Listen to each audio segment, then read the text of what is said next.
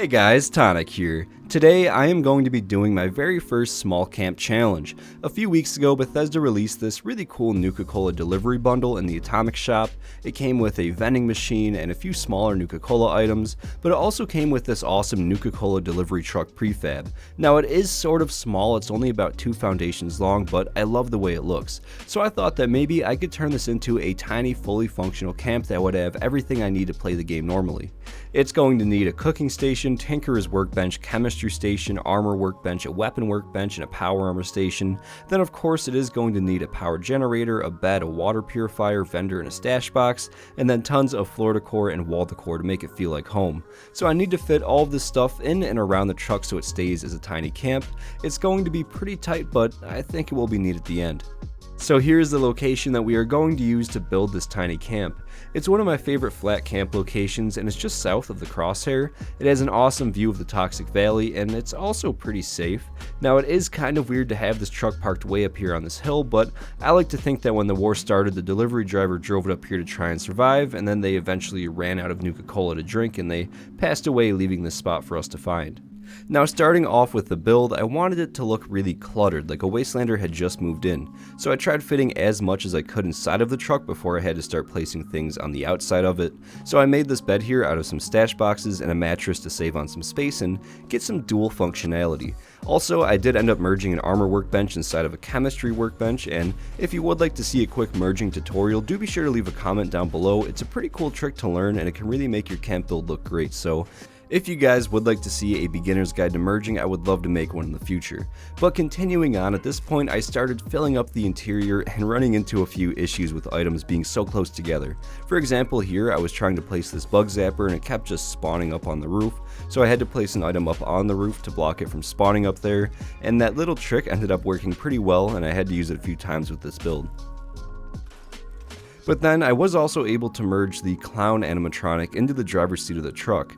For this I placed a crate inside of it and then had to find an object that would just give it a few more inches of height, so this rock ended up being the perfect fit, and then I just sort of had to feel around a bit until I thought it would be in the right place, and then I was able to place the clown down inside of the seat.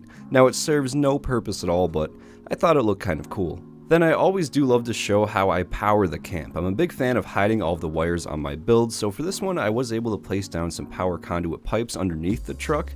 If you go around the edges of the truck you can kind of slide it under, and this one solar panel was all I needed to power everything, so I'm pretty happy with how the power worked out. Now lastly, I just had to decorate a bit and place a ton of decor. I really wanted to fit as much as I could in here while still having it look nice, and again I am really happy with how it turned out. It feels pretty cluttered in here.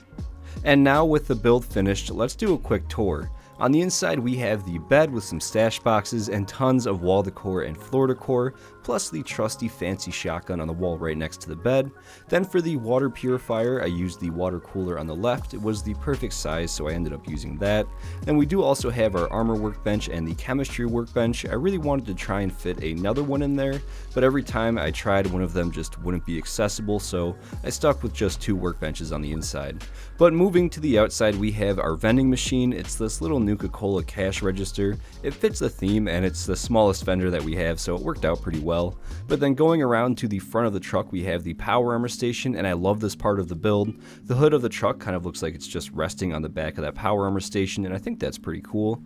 But then on the other side of the truck we have this huge cooking station. Now I use this because it sort of matches that power armor station, and it also does have this little Nuka-Cola cooler on it, so again it kind of matches that Nuka-Cola theme. But then lastly, on the back of the truck there is the Mr. Fuzzy Tinkerer's workbench and the weapon workbench.